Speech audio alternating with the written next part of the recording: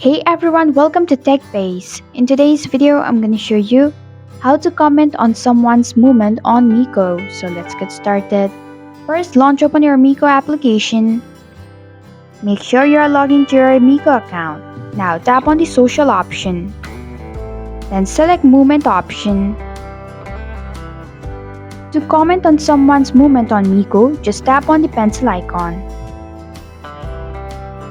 At the bottom of your screen, you will be able to see comment bar. Tap on it.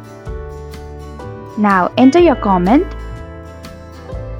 and then tap on the send button. And this is how you can comment on someone's movement on Mico. Thanks for watching TechBase. If you like this video, hit the like button and drop a comment with any questions or feedback. If you are new, subscribe and click the bell icon to stay updated on the future videos.